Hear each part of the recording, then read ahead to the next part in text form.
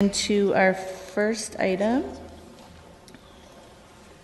which is the 2019 Development Charges Overview, and we will have Mr. Hagee give us some opening remarks and introduce the consultant, who will have 10 minutes. Sure. So thank you, Chair Galloway-Seelock and members of council. This is our first of a few discussions we're planning to have about development charges. Our consultant firm that we're using is Hemson, and they will be going through a brief presentation which was provided to you late last week. Mr. Craig Binning is going to be coming and doing that presentation. He's also got Natalia Kalbas here with her, or with him, that's helping us out with our study. And so look forward to your comments and direction today, but we'll turn the rest of the presentation time over to Mr. Binning.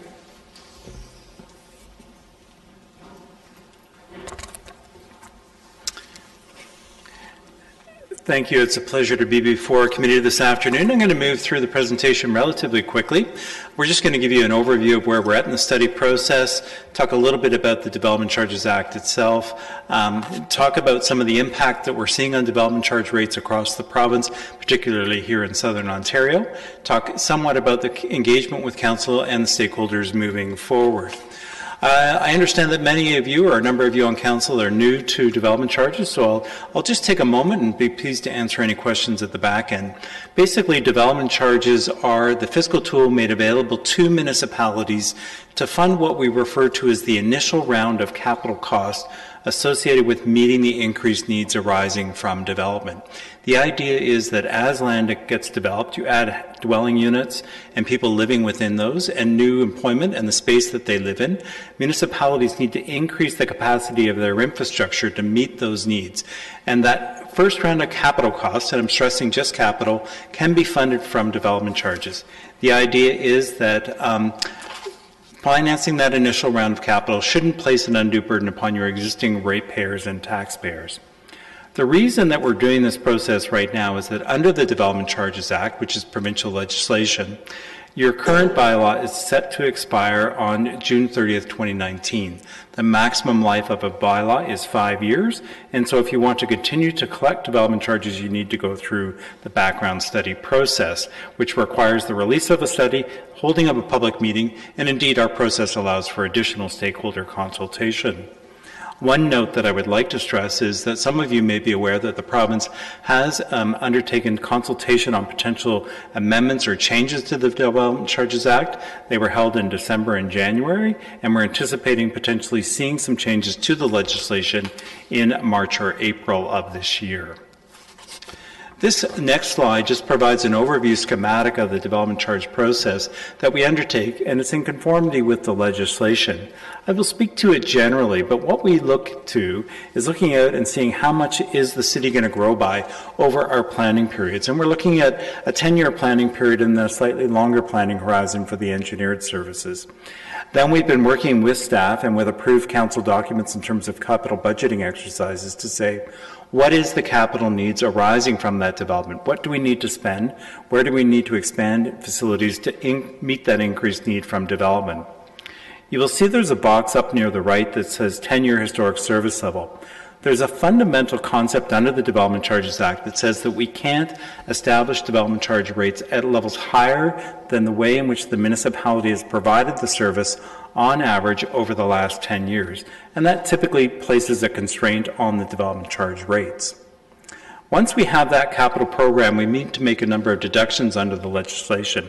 Things like if you're receiving any subsidies from upper levels of government, if a share of the program is benefiting or addressing existing needs, that has to be netted off. We take into consideration existing development charge reserve funds.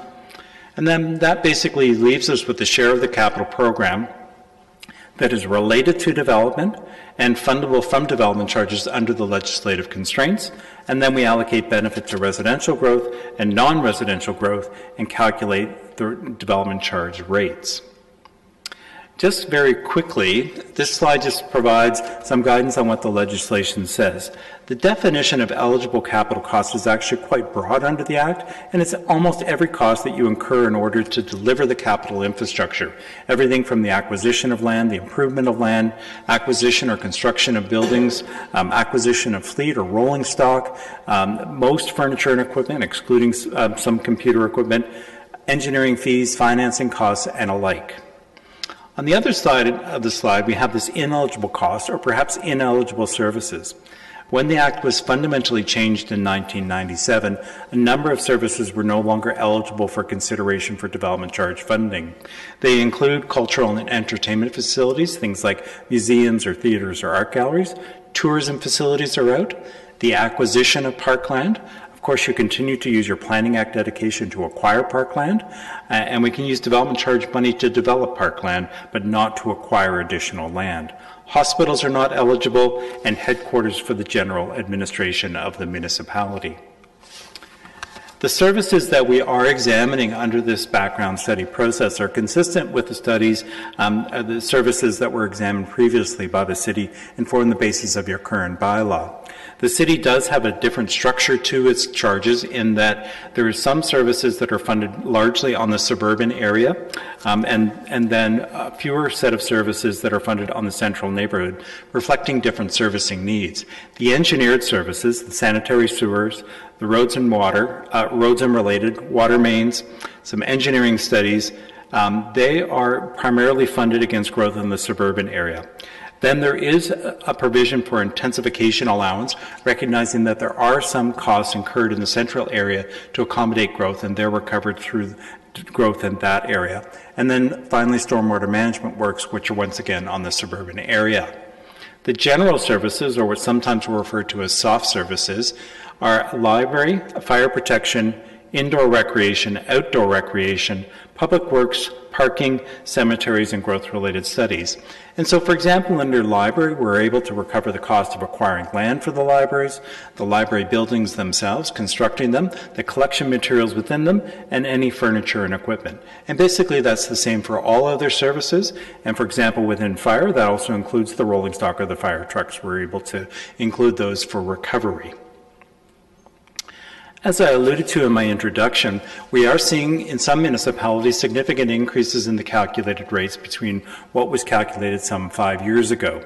There is annual provision for indexing to reflect some construction cost increases. However, we're finding that indexing is not keeping pace with the true cost of delivering the capital programs. Some of the major factors are that construction costs are increasing at rates faster than that indexing provides for. Also, land values have been increasing in most southern Ontario municipalities at a much faster rate than base indexing. The impact of the devaluation of the Canadian dollar over the last 5 years has also had the impact of the increased cost of acquiring assets that are often priced in or purchased from U.S. vendors. And then one of the other things that we're finding is that we've done an improved job in terms of identifying the historic service levels, which has the impact of increasing the potential recovery from future growth. With respect to policies, we're not proposing to make any fundamental changes to the policies incorporated in the existing bylaw. However, we look forward to going through this process both from Council and stakeholders. If there's areas that we would like to review and amend, then we're certainly open to considering those, and we'll look at best practices for other jurisdictions. And we're also keeping track with any changes that the region might be making as they're going through their development charge update process at this time as well. And I think many of you are probably aware that Cambridge is also doing an update, and the City of Waterloo has recently initiated an update, but that won't occur until sometime next year. We aren't seeking direction from Council today, but moving forward, some of the things that Council does need to give consideration to is the use of area rating versus municipal-wide charges. Kitchener has had a long history of doing area rating and will continue to reflect past practices, and we'll come back to Council at the next meeting as to where we're going with those things. Ultimately, when Council passes the new bylaw, they will effectively be expressing their intent to undertake works in conformity with the rates that have been calculated and set out in the background study. And I understand you're going to have some additional information sessions on things like the Parks and Recreation Master Plan. Ultimately, in the end, Council will be looking to approve the development charge rates, and likely what we'll come forward to through is what we'll call the maximum permissible rates, and we'll talk about implementation options for Council if the rate of increases, if we are seeing an increase, are greater than what we want to carry forward or Council wishes to. As I've indicated, we're looking at having an open process. We're having this session with yourself today. We will be moving. We've already exchanged some information with the development community and other stakeholders, and we'll be continuing to have that dialogue in addition to what is the statutory minimum requirements. This next slide, which really rounds out my presentation, is just the project timelines. You can see that we're here in Q1 of 2019, the first line where we're presenting to yourselves just an information update. We're working with staff to finalize some policy consideration and refinements to the capital programs to arrive at some draft rates. We will continue through that process, and we're looking to have some engagement with the stakeholders either through related information and potentially a meeting. Our objective at this point is to come back to Council or Committee on or about the 1st of April and share with you the calculated rates and the capital programs that inform those rates, and looking to receive your feedback at that time. And then what we'll need to do is release a background study on or about the 25th of April, because it needs to be available 60 days prior to Council's consideration of a new bylaw, which we scheduled for sometime in the third week of June, with the holding of the formal public meeting in mid-May. And Madam Chair, that's the end of my formal presentation. Thank you very much. We can ask questions now. Councillor Johnston, did you have a question? Or are you? You're good? Okay, that's okay. Councillor Davey. Thank you. So this is the very first step of this process. So I see that we don't have a whole lot of time dedicated, but my understanding then is some of the finer aspects of this will come back to committee for us to hone in on. So is there any overarching, I'm struggling with what kind of input you're looking for at this point from council or committee? I will look to staff, perhaps. Ryan, did you want to answer that? Sure.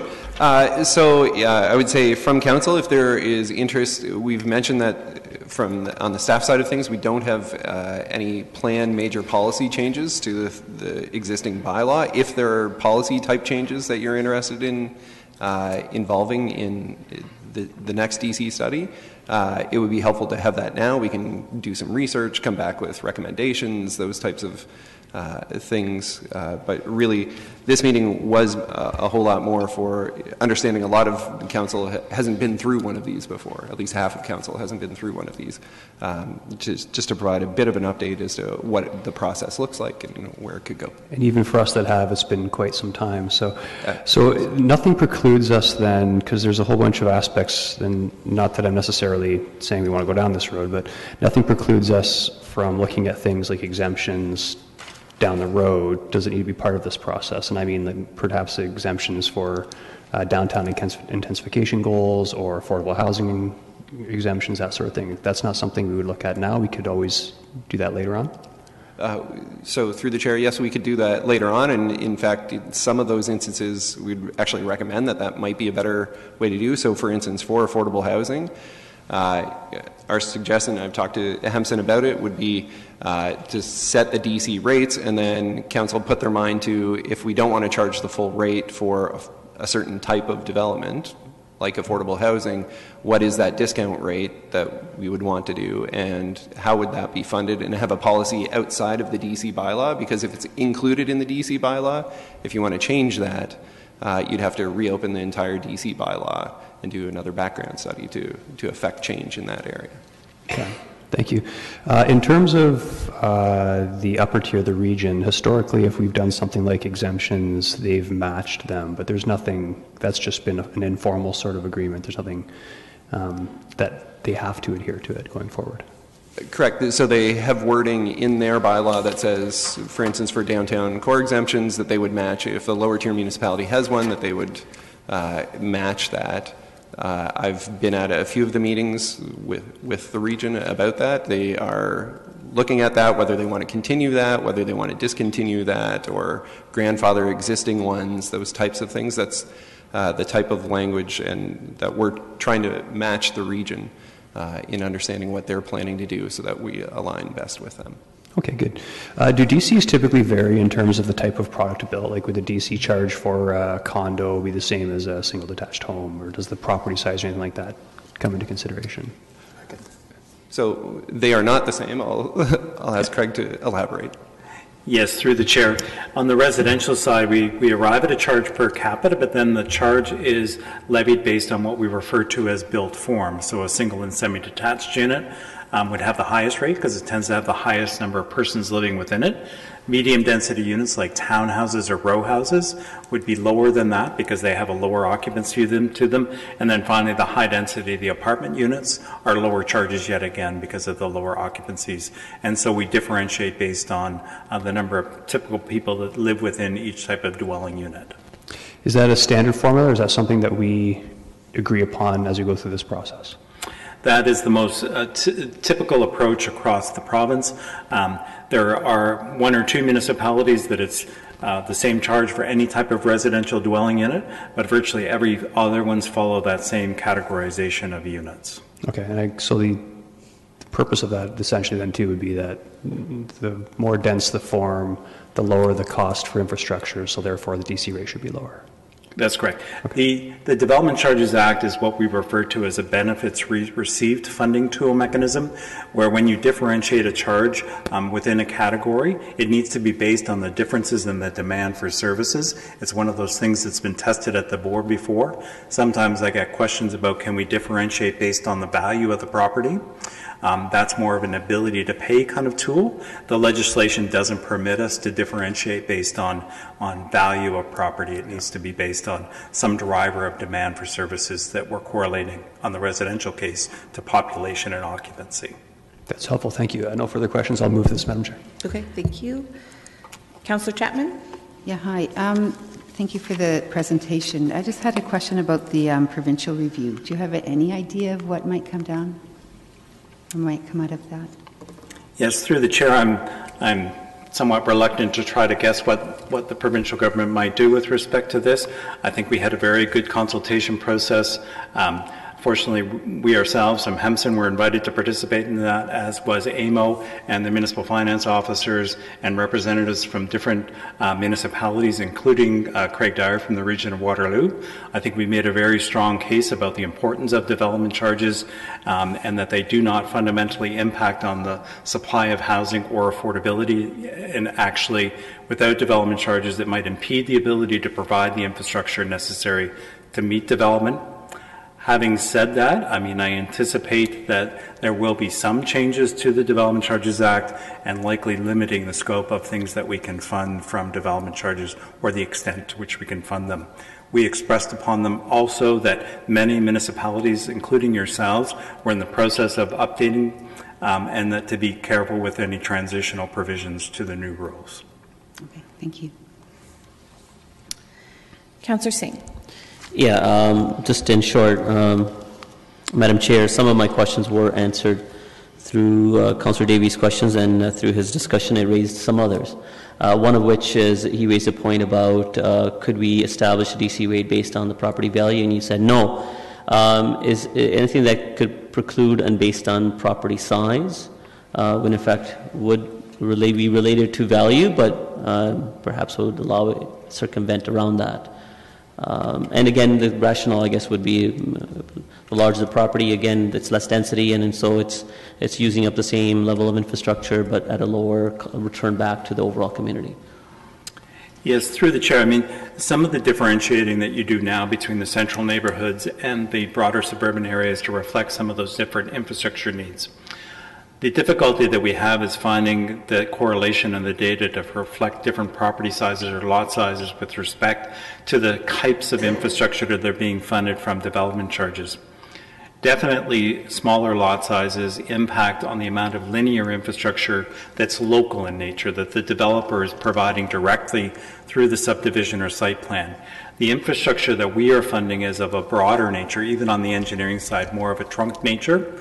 And then when we get into issues of fire protection, recreation and park development, it, in my opinion, is not terribly sensitive to the density of the built form in terms of the capital needs associated with building facilities. So I appreciate that that's your response to my question. And is that an opinion based on your assessment of that, or based on the Act that it would prohibit us? We have to meet the test of the Act about creating the correlation for the demand for services. And so we've been working with municipalities to see if we can create that correlation to differentiate based on density.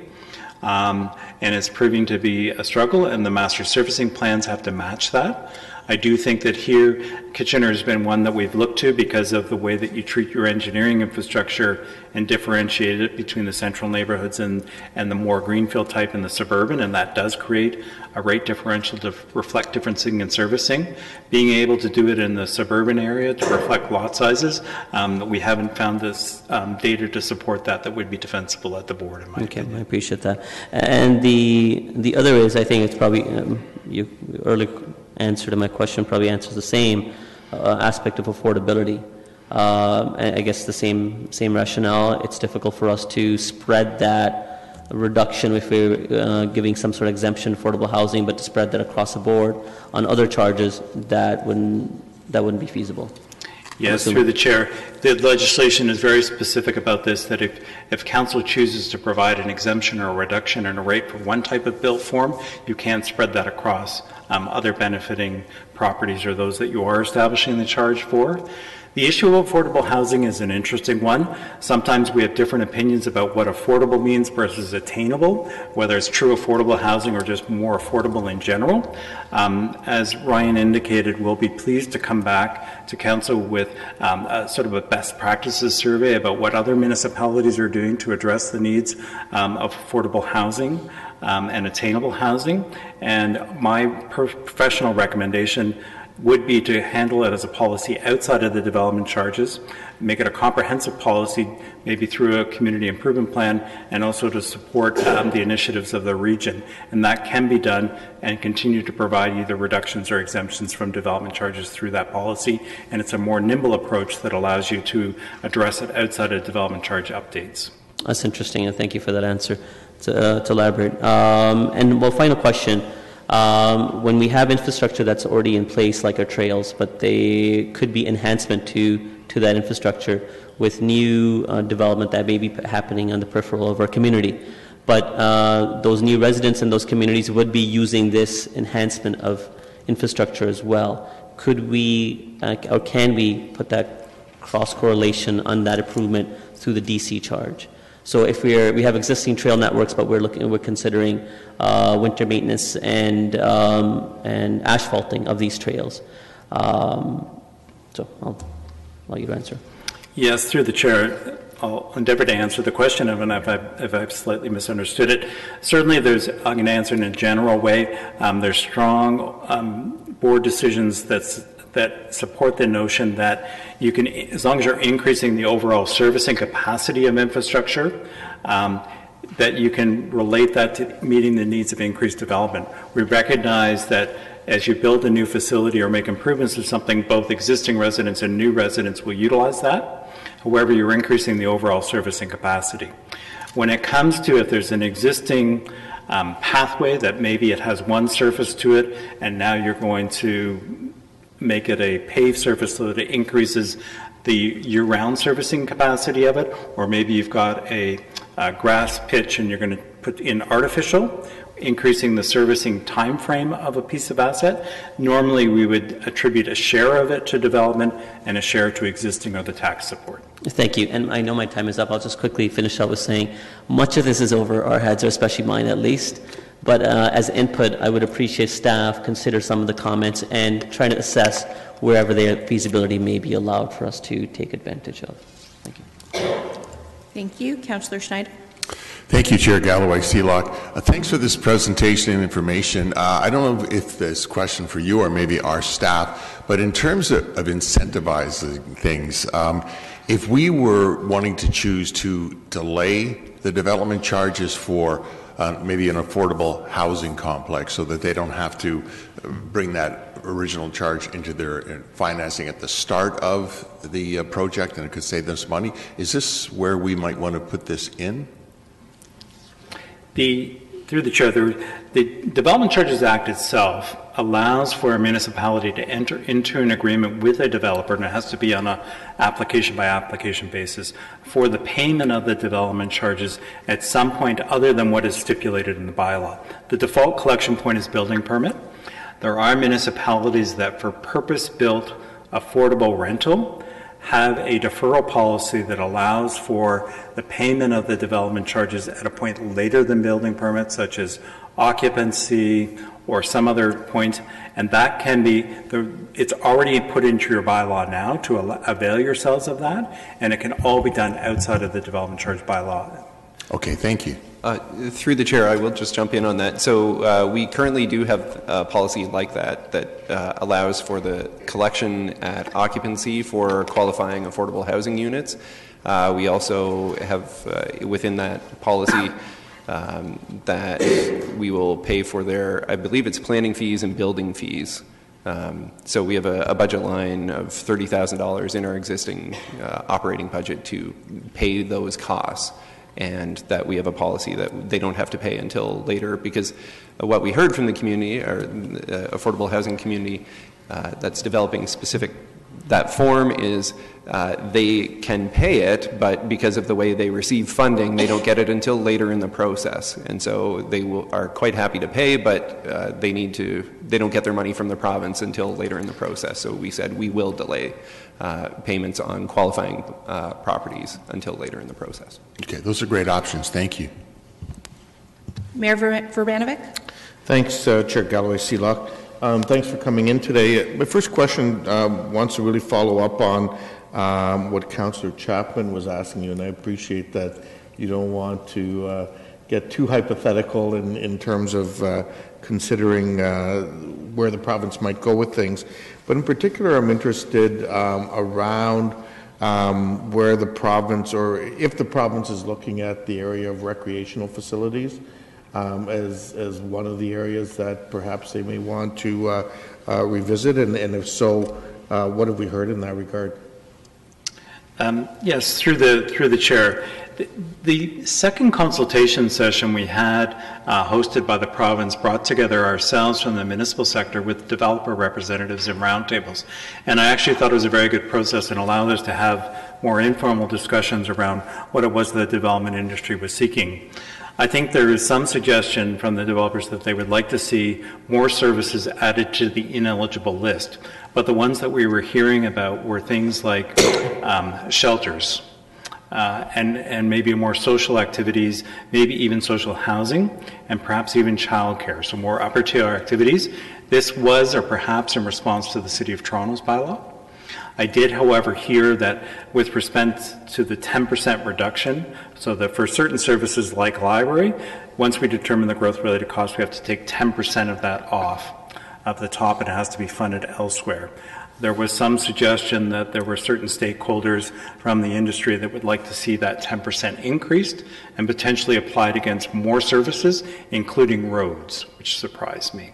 But I didn't hear a suggestion that, for example, indoor recreation would be completely removed from consideration for DC funding. Okay. The other question I had has to do with, you referenced that there was a discussion particularly around the correlation between DCs and the impact it might have on housing prices or not. And I'm wondering if you can sort of specifically say, based on your experience and studies that have been done, what happens? I mean, when DC charges go down, do we necessarily see house prices come down, or do we in fact simply see that tend to get occupied by the developer? And similarly, when DCs go up, do we see all of that necessarily passed on to the consumer? Yes, through the chair. Sort of, I think the answer is perhaps evident in the question, but my opinion as a land economist is that with respect especially to residential, that the market establishes the price of homes, and that input prices, including development charges, don't fundamentally influence the end price of a product. And indeed, in municipalities and jurisdictions where they have reduced or eliminated development charges, there's been no corresponding reduction in the price of new homes. And likewise, those jurisdictions where that are achieving some of the highest and fastest rates of growth in the province and in southern Ontario have some of the highest rates of development charges. And studies that have been done specific, for example, in Toronto and Halton Region, where experts have been hired outside of the municipal sector to examine this, they have not seen a correlation between development charges and the rate and quantum of growth. Having said that, there can be some projects that are potentially from a pro forma basis on the borderline already. Things like we talked about purpose-built rental, perhaps seniors housing, where upfront capital costs, including development charges, can influence on a pro forma of whether a project moves forward or not. Okay, thank you. Okay, that appears to be all the questions that we have for you. So thank you very much for coming in, and we'll see you again in the near future. Thank you. Thanks. So this has been moved by Councillor Davey. Is there any comments? Seeing none, all in favor? Opposed? That's carried. Thank you very much. So now we're going to move on to the traffic calming priority roadways. And if there's any questions, Mr. Cronkite's here to answer them.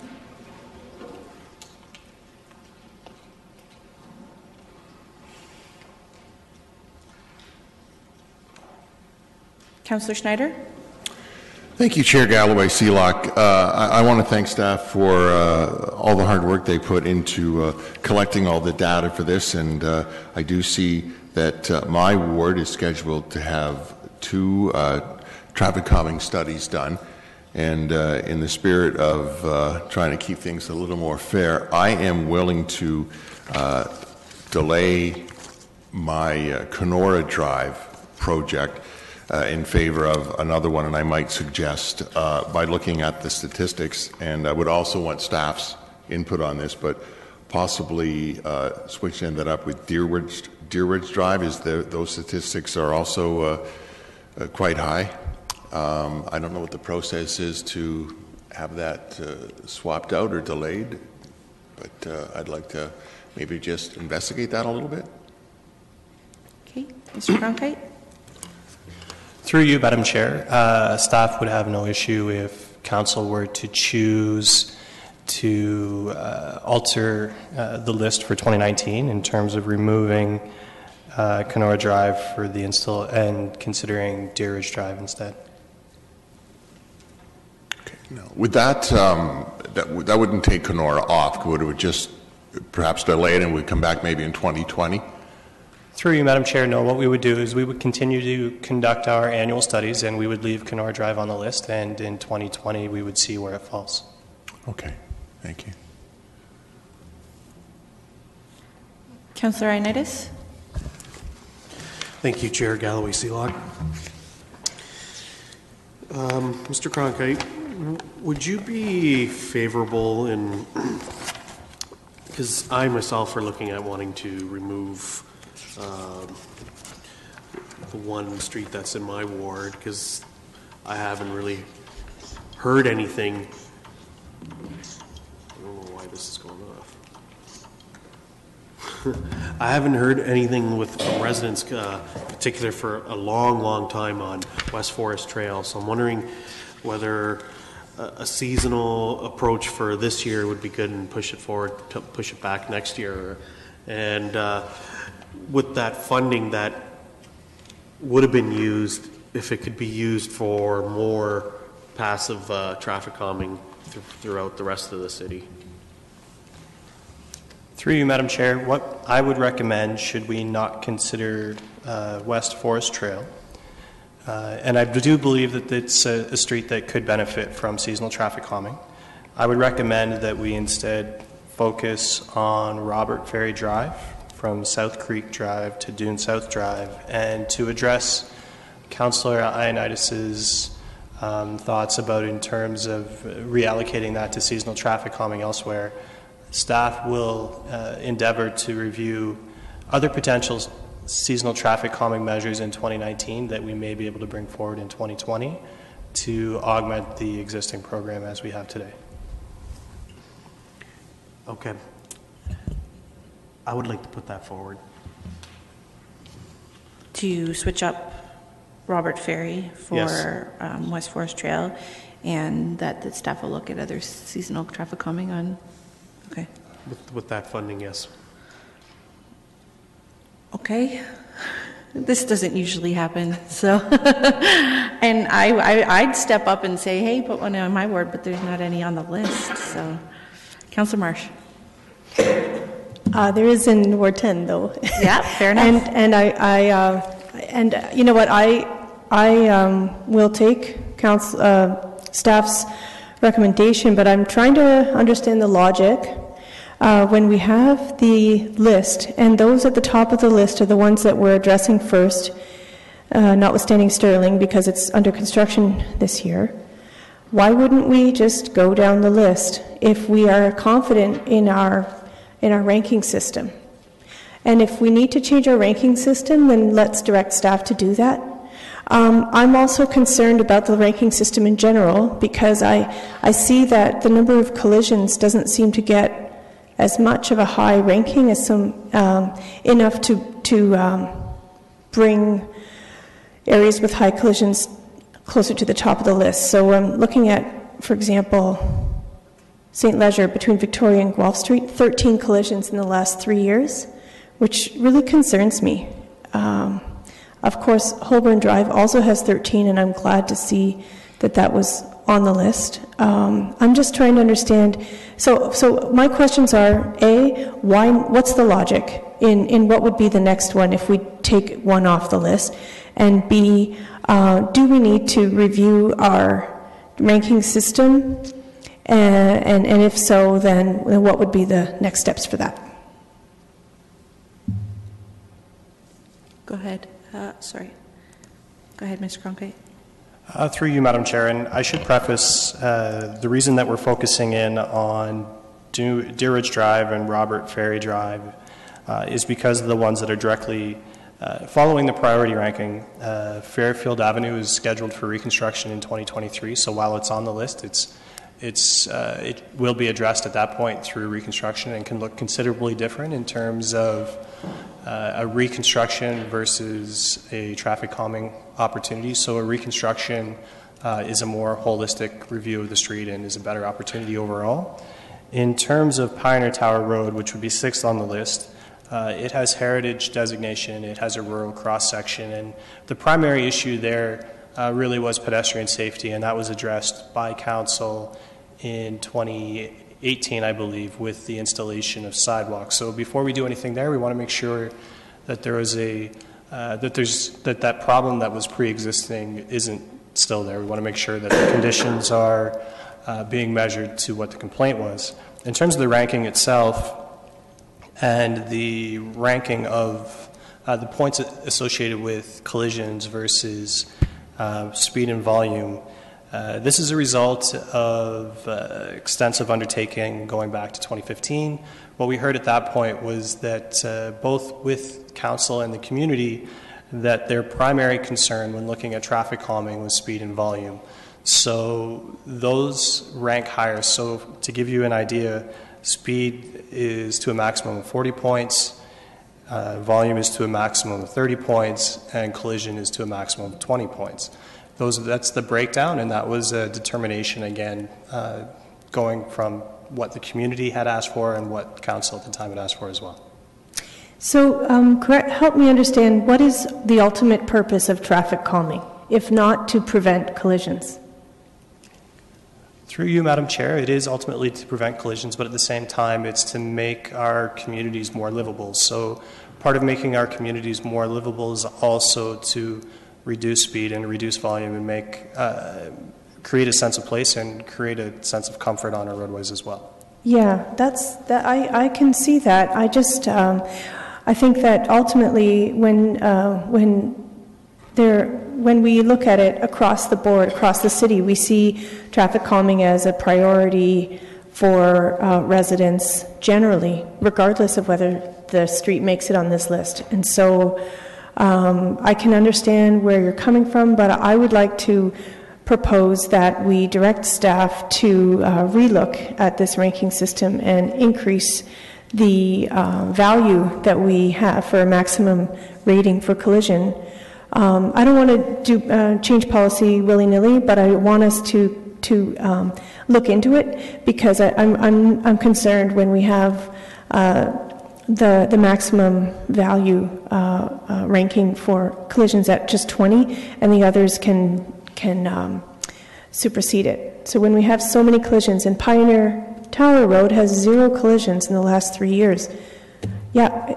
Anyway, so I'm concerned about that. I'd like to ask staff when we could look at these next. When can we come back with some recommendations after looking at it? Mr. Reedman, you want to say something? Through the chair, so this policy was reviewed relatively short time ago. Within transportation services, there are a number of major priorities that are underway right now, so I would have concerns totally revisiting a policy and program that isn't currently on the priority list. So we're doing a cycling trails master plan refresh, pilot projects with protected infrastructure that we're trying to achieve by this year, as well as complete streets review, which will look at overall road design in the medium to long term. I think what we can do is go through and just take a look at the ones that have higher collisions and just see if there's some aspects around those, and rather than revamping the whole policy, just seeing what the trends are around those to see if there's other solutions that might be able to achieve those things. So generally the program has been working quite well, but there are sometimes anomalies that come up, and so I think just looking at what those anomalies might be and looking at a solution around that. Okay, and can we have a date when staff can come back with those, with any recommendations? So what I might suggest is on the streets that do have higher collisions that are lower down the list, that a follow-up with the individual councillor in that area might be more beneficial than an update to all of council. And then in future years, that will be a consideration when we write the report as well. Okay. All right, I'd like to ask that this be considered for the 2020 budget for us to add to the work plan, just as an issue paper.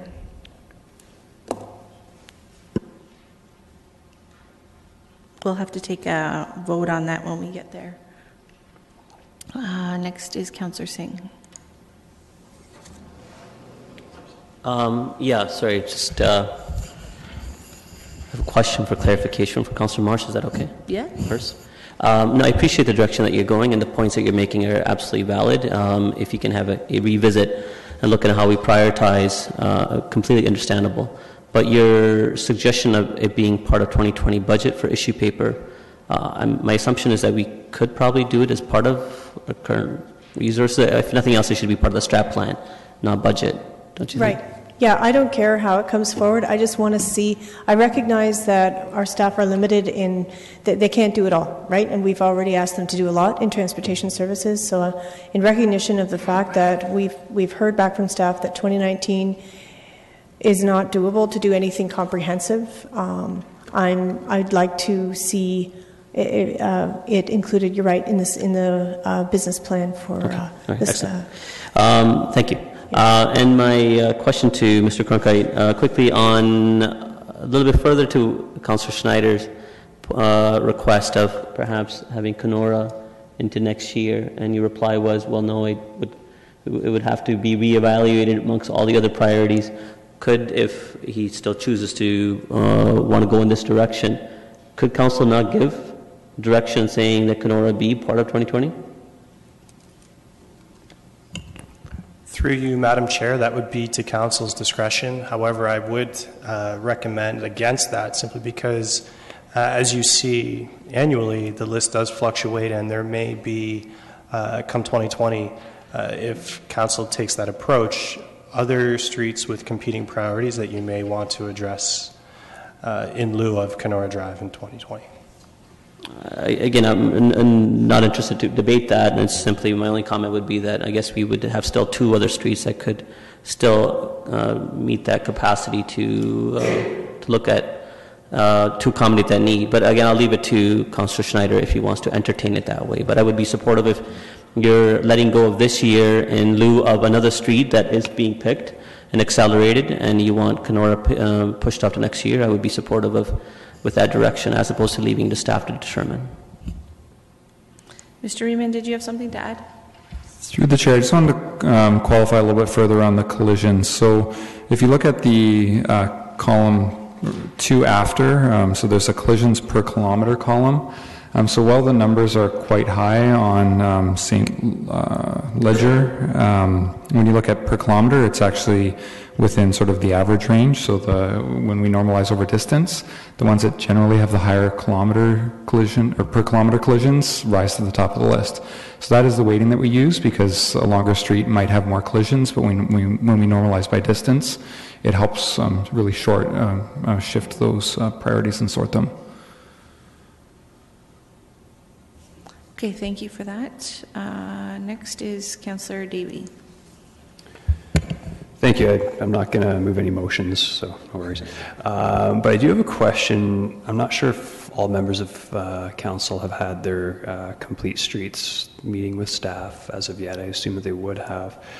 And as I go through this, I see an awful lot of overlap, and it's no secret I've been critical somewhat of traffic calming, especially certain implementations like speed bumps. So my question is staff exploring, as they go down the Complete Streets pathway, like coming back to committee, have they considered rolling this into Complete Streets as a base budget and using the criteria and data that we collect here as potential streets that we choose to be the first ones that are retrofitted for Complete Streets? Mr. Cronkite? Through you, Madam Chair, we haven't yet identified how we will fund Complete Streets, the program itself. We do see it as a tool that will eventually come to council and be used for reconstructions, but until we have a guideline or policy approved by council, I would hesitate to comment on how we identify funding those projects. Okay, so my question then, I guess in your professional opinion, do you see a lot of overlap between what Complete Streets hopes to achieve and traffic calming?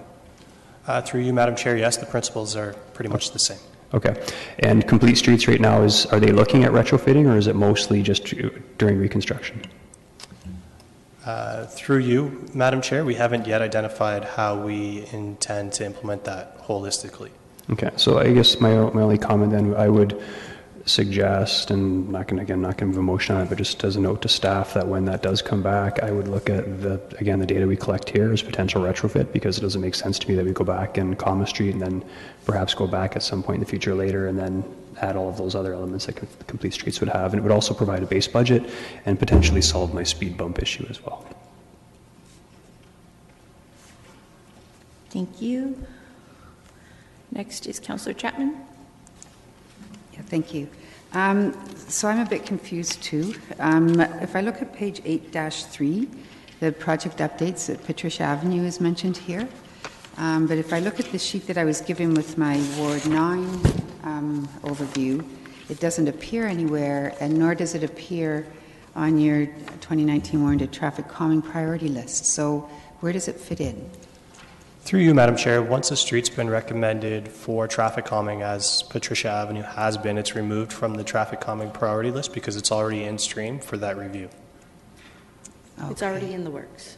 Okay. So it was probably last year's one that came forward that we approved. Okay, thank you. Going back to whoa, is that you or me? Your time's not up, it's okay. No, okay. No, I didn't think of my time. Yes. Okay, going back to these sheets that I was handed the other day, does 18 collisions under collision criteria mean that there were 18 collisions on that street? Through you, Madam Chair, I'm not sure. So the pamphlet you were handed out was part of the seasonal traffic calming program, the discussion. I don't have that sheet in front of me, so I'm not entirely sure in terms of the number that you're referring to, if it's an absolute number for collisions or if it's a rated collision per kilometer number. It would be one or the other. Okay, because, I mean, if I look at Park Street or I look at Strange Street, you know, Park Street is 18 collisions, Strange Street is 14, and yet it doesn't appear anywhere in this list. I mean, if we're looking at collisions, right, which was a concern mentioned earlier. So again, I think it's maybe a bit confusing how we come to identify these particular sites. That's a comment, really.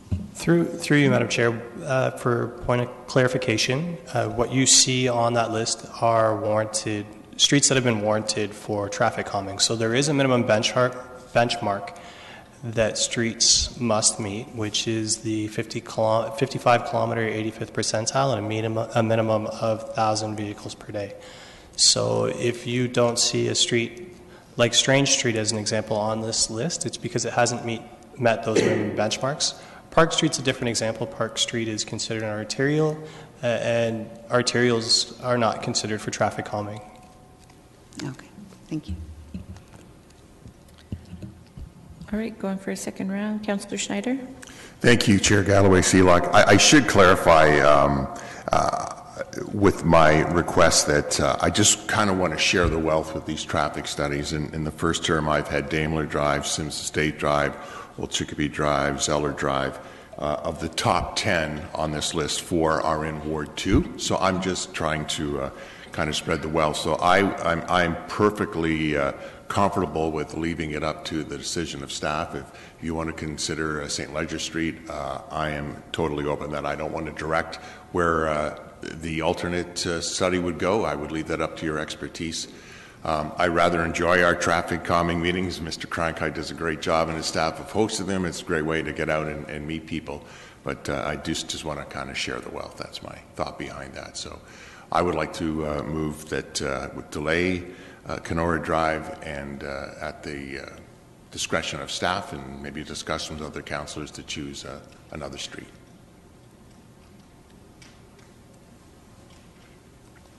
Okay, Councillor Ioannidis. Didn't we just have Christmas?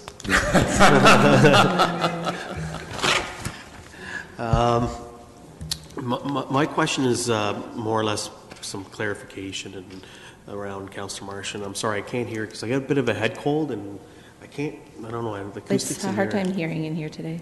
I'm having a hard time hearing too. I'm having a hard time hearing. So I'm wondering the review, if there is a review, what are we looking at a review for this traffic calming process that Councillor Marsh was asking for?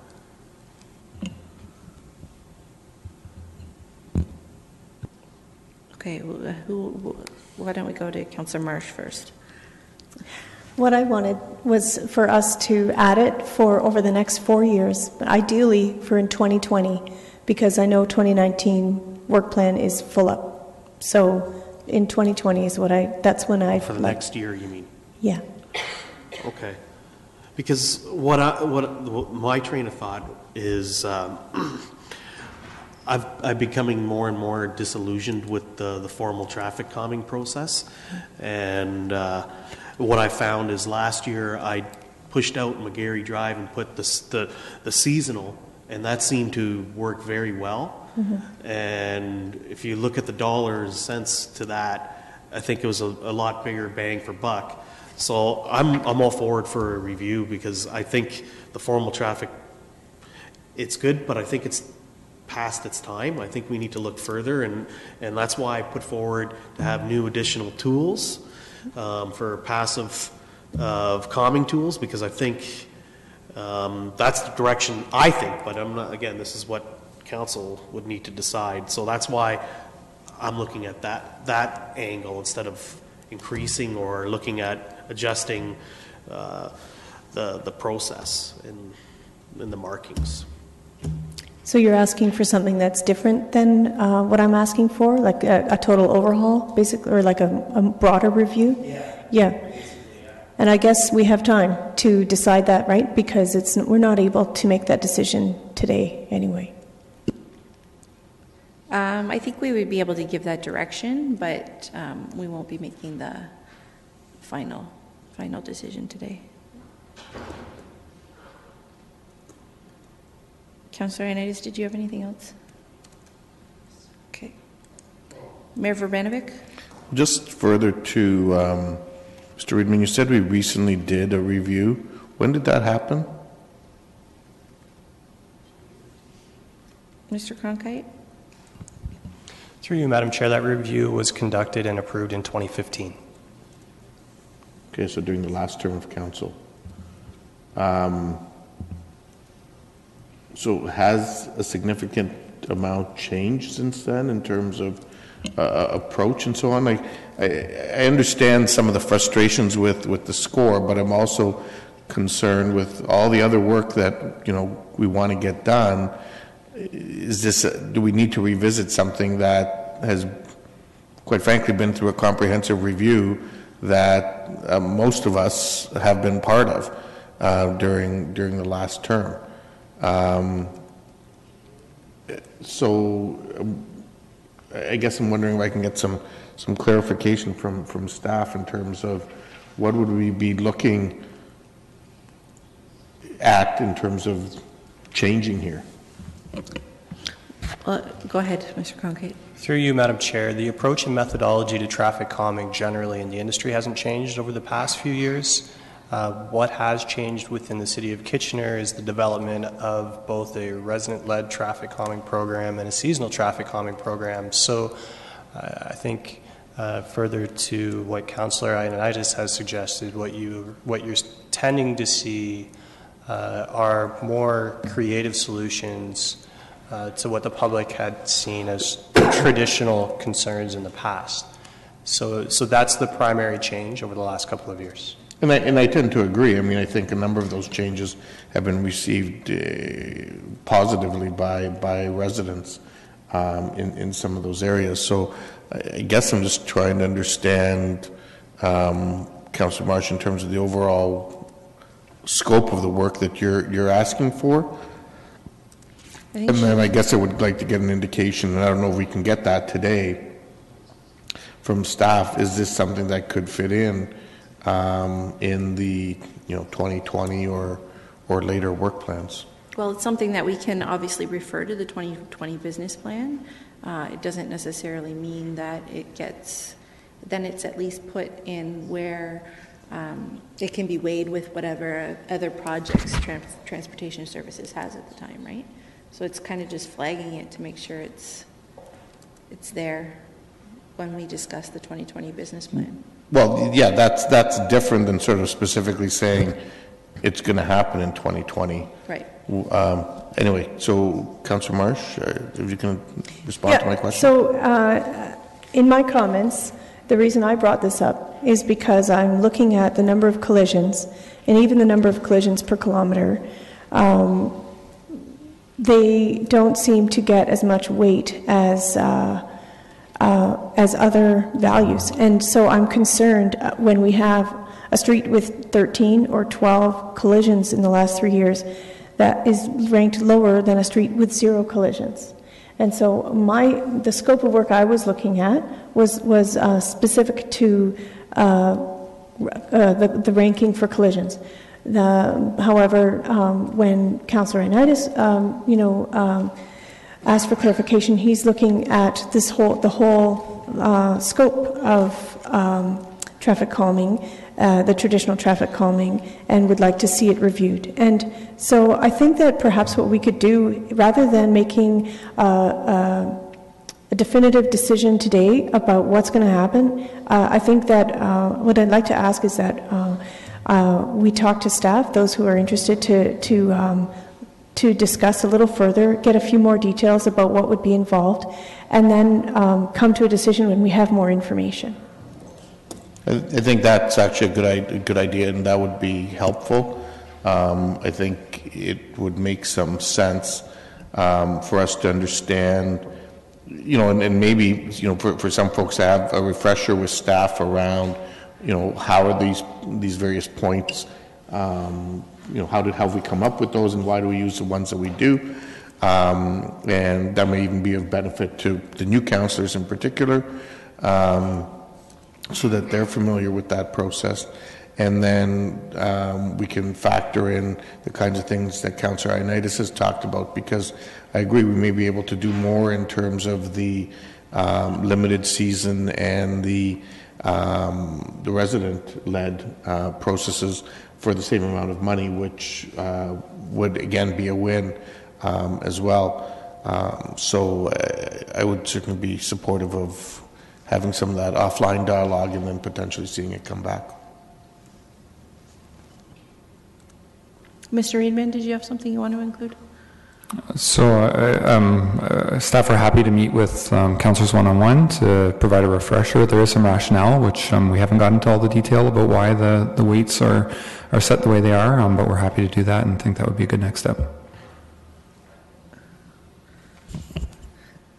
As the chair, I don't know if anyone else is thoroughly confused, but I've lost our way, unfortunately. What I see is that we have 3 traffic calming reviews that are being put forward, 2 of which are being recommended to be removed or delayed.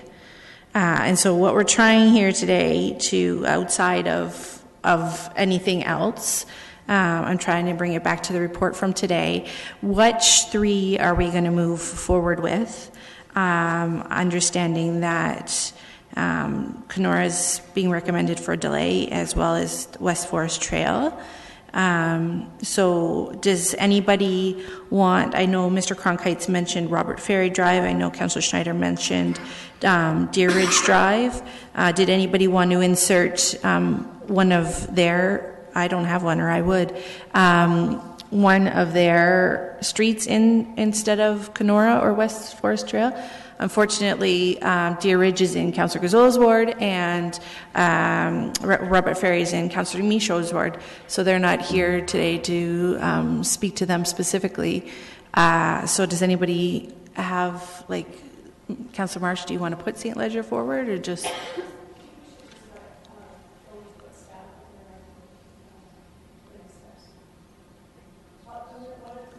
Oh, it's fine. It's fine. If you don't want to bring St. Leger forward, that's fine. Okay. I don't have a motion for anything at this point, so I look to someone to make a motion with respect to the 3 traffic calming reviews that we can move forward with this year. I'm not talking about the review right now. I'm not talking about... Is anybody willing to make a motion? Well, if that's what you want to do. Okay, so if I understand correctly, then we would be moving forward with Deer Ridge Drive, Robert Ferry Drive, and... My part of mine was the, Yeah. I'll leave it to discretion to staff. I think part of what I was asking for was the funding for West Forest Trail for this year be used for additional passive calming measures for the rest of the city. But that would then need council. For 2020. It's not up to staff to make that decision. It's up to council to make that decision and give direction to staff. Well, then I'll give that direction then for 2020.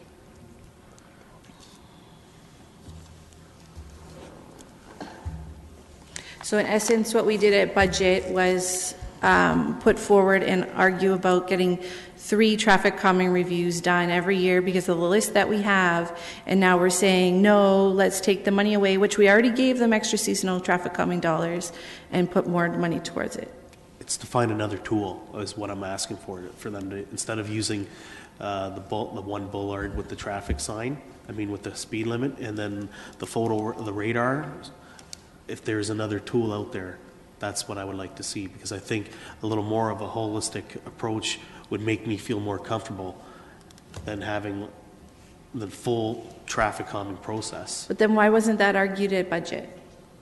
Because the reason why that wasn't argued at budget, because I didn't think it would be something that was acceptable at the time, and now that I got my seasonal one and seen the statistics from that, which is what happened today, which coincidentally was today, so I got my evidence to show that it worked.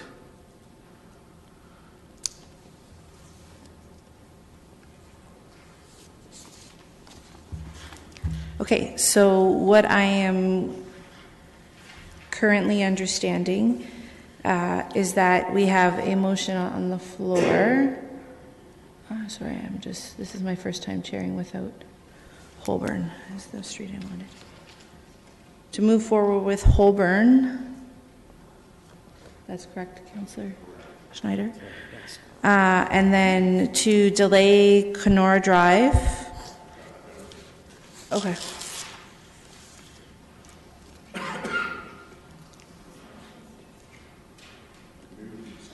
It's okay, just let's see what you have to say and then I'll figure out how to deal with it.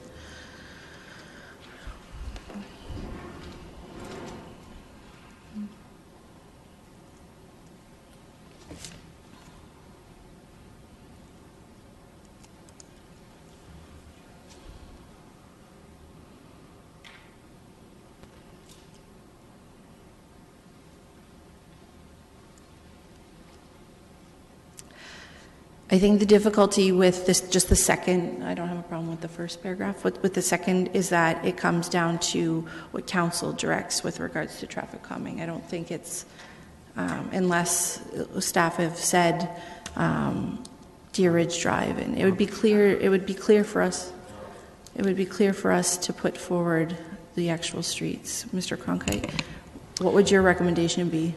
Through you, Madam Chair, if you were to delay Kenora, I would suggest including Deer Ridge Drive.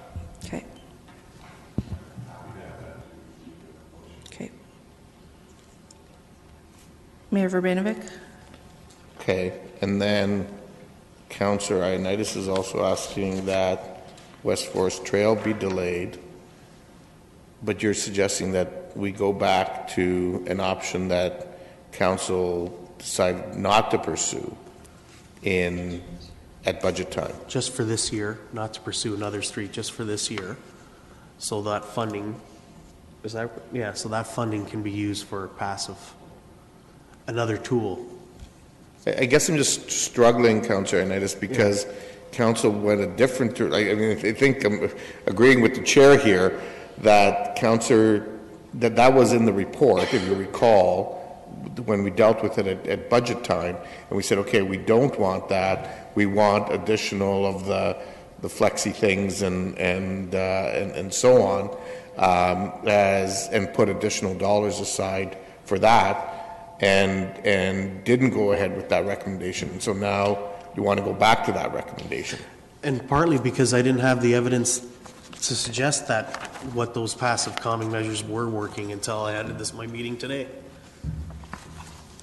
So, okay.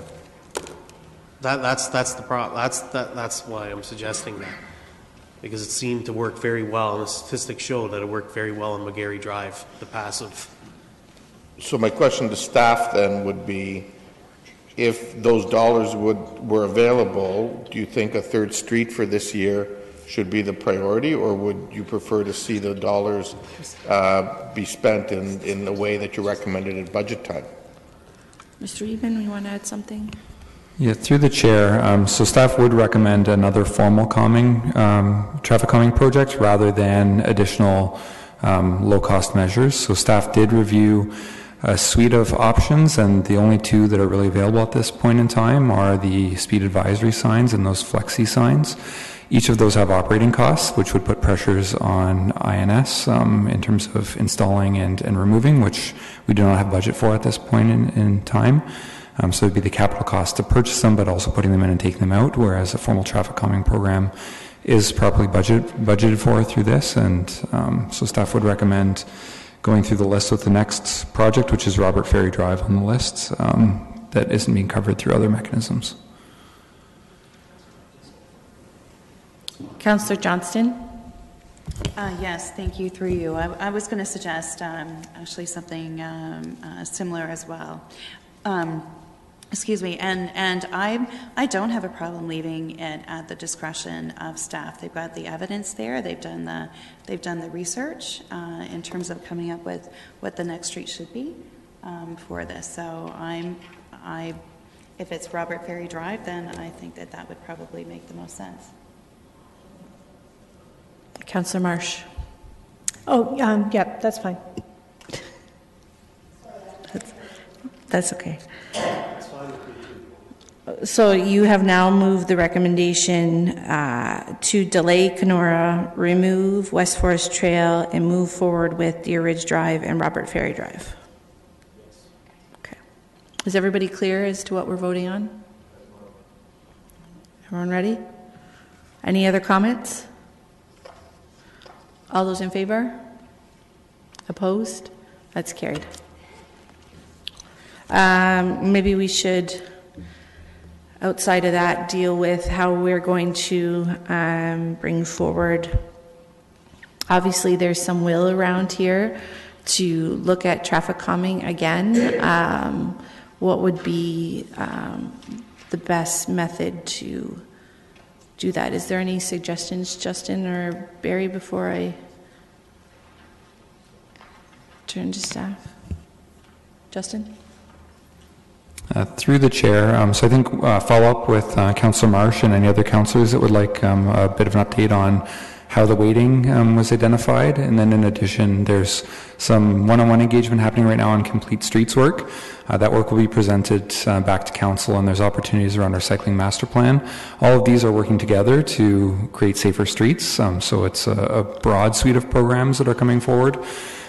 So I think we have a pretty good strategy overall, but I think it's bringing some members of council up to speed and hearing more about what comes out of this, as well as through our strategic plan work. Traffic and transportation and safety has been identified as one of the #1 priorities. So as we bring forward the strategic plan work, council will see goals and objectives outlined through that as well. Okay, Councillor Marsh? Thanks. Yeah, I think I'm pretty up to speed on how things work. I just think that, personally, I think it needs tweaking. And so I'm happy to sit down with staff and get a refresher on how they have set it up. But I also, what I want to do is learn more and not do anything today and discuss, with staff and perhaps with other colleagues on a one-on-one basis, and then possibly bring something back at a later date in terms of a motion. Okay, thank you. Mayor Verbanovic? That's exactly where I was going to go. Okay, perfect. Then we are all done traffic calming for today. All right, moving on to the summary water report for January to December 2018. Angela is here to give us a 5-minute presentation. Welcome, Angela. Thank you.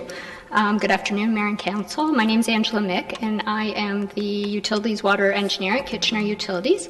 Every year we bring forward 2 reports to summarize the drinking water system and to meet the requirements of the Safe Drinking Water Act. It's the Drinking Water Quality Management System Management Review Report, so I'll just call that the DWQMS, and the Summary Water Report.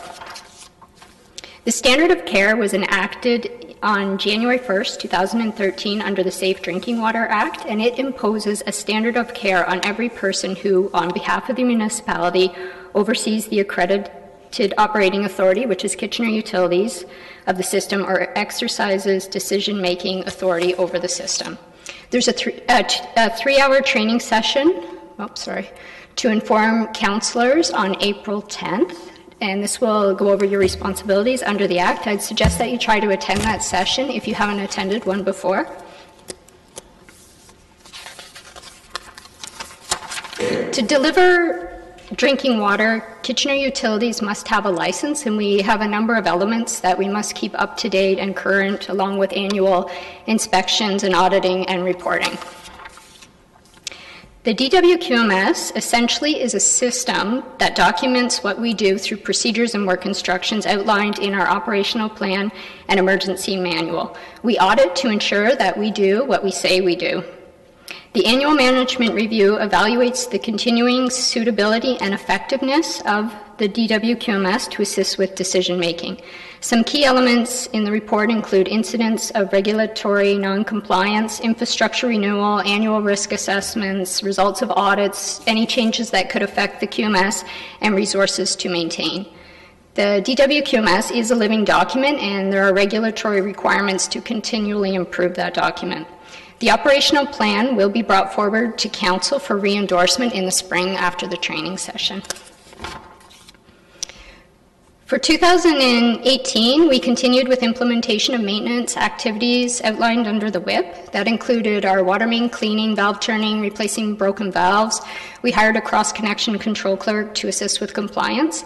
In 2019, we plan to continue with the water main cleaning, valve turning, meter replacements. We also plan to do some more maintenance activities, including hydrant painting. We're working on some mobile solutions for inspections. We're working with the region on bringing some new large diameter water mains to service the southwest end, mostly the new development down there. One of the challenges we have in Kitchener Utilities are new regulations. So we don't often,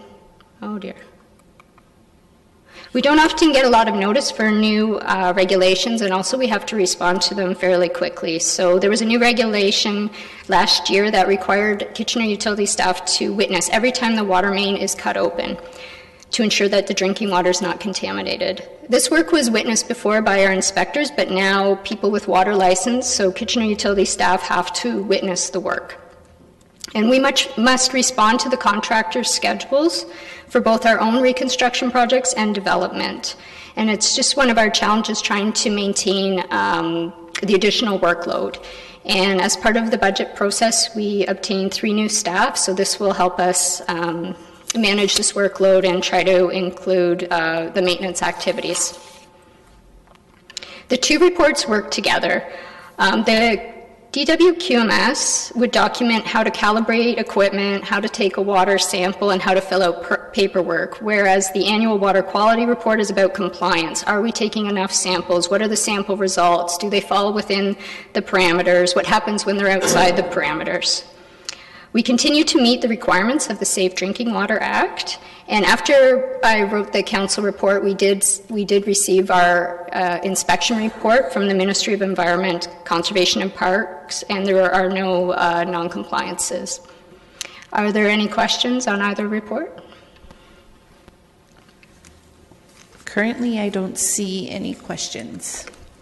Does anybody have any questions for Angela? Mayor Verbanovic? Just one, you had referenced the training sessions. Yes. At the beginning. So last term, and I've asked this question of staff, but since you're here, you can maybe answer it. Last term, those were required sessions for all members of council. Is that not the case this term, or is it only required sessions for people who haven't previously had them? Through the chair, I don't know, actually. I would assume that if you've taken the session before, you don't need to take it again, but I'll have to look at the invite and see what it said. Can we get clarity on it? Because there was I know, significant concern around this issue last time, and it was a mandatory thing for all of council, and I don't know if it's the kind of thing that you have to keep yourself up to date every certain period of time, or once is enough, and then we just need to make sure that the new people go through it, just to make sure that we're being held in compliance with our obligations post-Walkerton. I'll get back to you on that for sure. Councillor Chapman? Yes, thank you. If Bill 66 is passed at the provincial level, how will that modify what the City of Kitchener does with its water management? I'm not really sure. Ms. McGoldrick has requested to speak. Go ahead. So through the chair, the Bill 66 was, the original proposal put forward was related more to source water, so responsibilities of the region of Waterloo. It would not impact the distribution system, so it wouldn't change any of our practices, but certainly in terms of our partners. I do believe, and someone can correct me if I'm wrong, that component of Bill 66 was removed in the last iteration. She said it was removed in the last iteration. Okay. I thought it was just the green space one that was removed, clause 10. Oh, it was a clean water one? Okay, thank you. All right, that's all the questions that we have. Does someone want to move this report? Moved by Councillor Johnston. All in favor? Opposed? That's carried. And the last report is just for information, so Mayor Verbanovic. Just one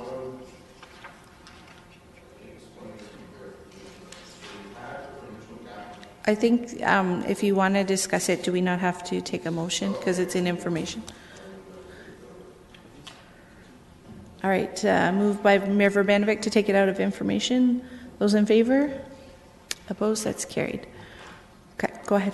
Thank you. So just to be clear, so we had the provincial cap and trade program. We added that onto the bills. We then subsequently took it off the bills.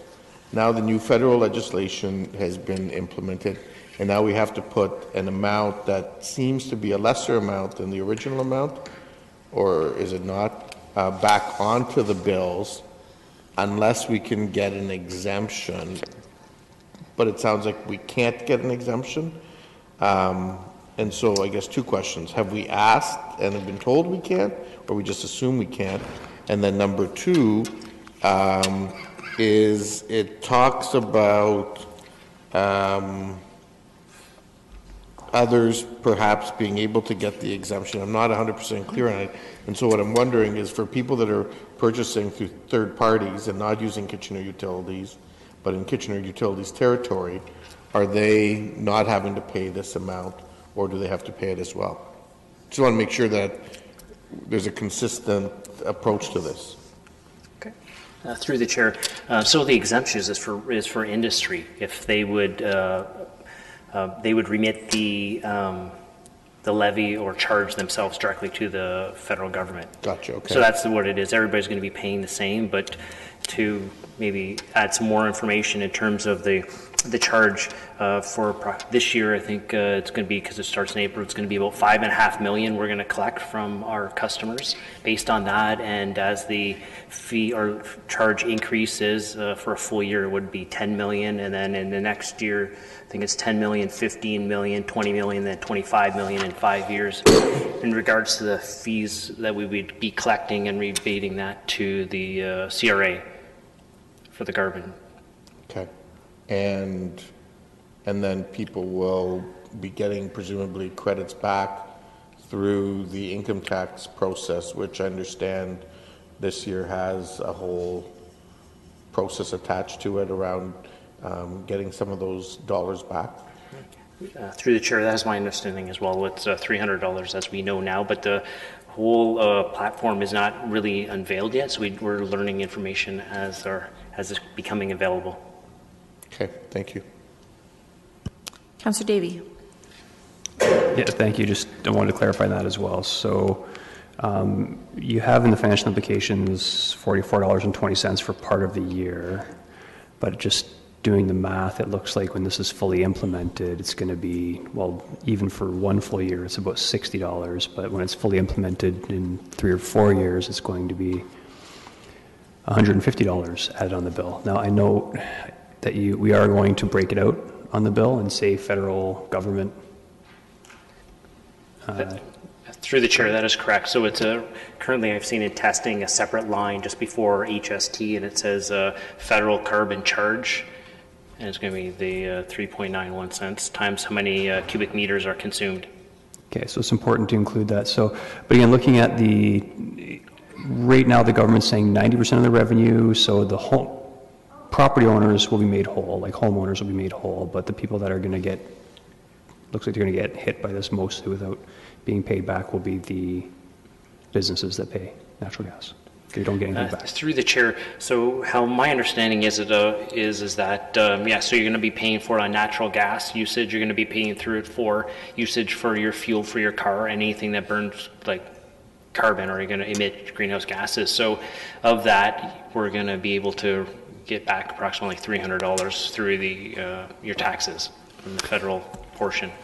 So that $300 figure is interesting because if they're only collecting 44, then obviously that goes to our gas, like our gasoline in cars and everything else, where they get that $300 figure. So presumably then that figure should be rising over the years if they're increasing what they're charging for carbon over the years as well. So is that $300 going to go up by the same 2.5 times they're raising the rates? Do you know? Have they said anything about that? So I'm noting that if we're getting $300 now, but they're only charging $20 per ton, when it goes up to $50 per ton, is that $300 supposed to go up 2.5 times? Through the chair, I can't speculate on that one. I don't know at this time what they're going to do in future years. Okay. Okay, thank you. All right, that appears to be all the questions. Thank you. With that, we are all done community infrastructure services.